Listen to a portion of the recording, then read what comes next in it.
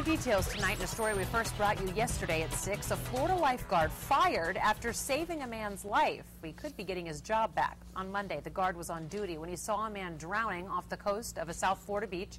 Well, he saved that man, but he was later fired because his employer says he left his designated zone to make that rescue, which created a liability issue. Now a total of 9 lifeguards have been fired or quit from the company since this incident. Not gonna put my job over gonna help someone again. I'm gonna do what I felt was right, and I did. If I see anyone drowning, regardless of where they are, I'm gonna save them because I'm a lifeguard, and even as a human, I'm gonna save someone if I see they need help. The head of a company that provides lifeguards says the guard was fired too quickly and they plan on offering him his job back. He says he does not plan to return to that position, however.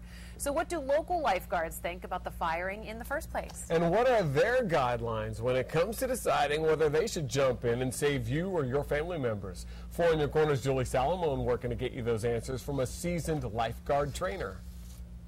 Patrick, the lifeguard I spoke with today has more than 20 years of experience lifeguarding on the beach. He's been a tower guard, a supervisor, and an administrator. So what does he think of that lifeguard's firing? I got his take today.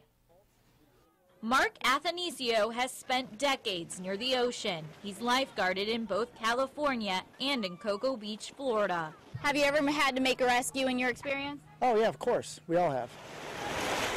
Now Mark spends his days on the beaches of Loudermilk Park teaching kids summer safety. Go!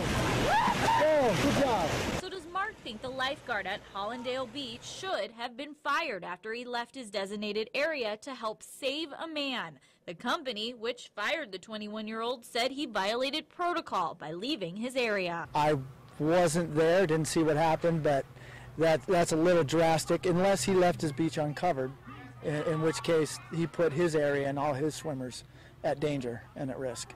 The swimmer who needed help was in a swim-at-your-own-risk area of the beach. Mark says that's where a lot of his rescues occurred. The rip currents and rocks and things like that are generally outside of your designated swimming area. So that's usually where people do get in trouble. Mark says protocol where he worked was call for backup first before leaving to rescue someone.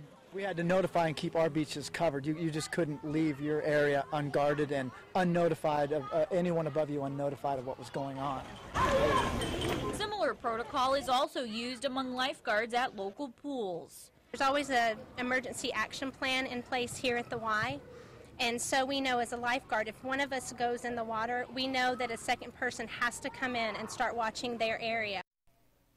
And again, that lifeguard who was fired was offered his job back. The company said he was fired too quickly and that his portion of the beach was never left unattended when he made that rescue. Live in Collier County, Julie Salomon, Fox 4 in Your Corner. That decision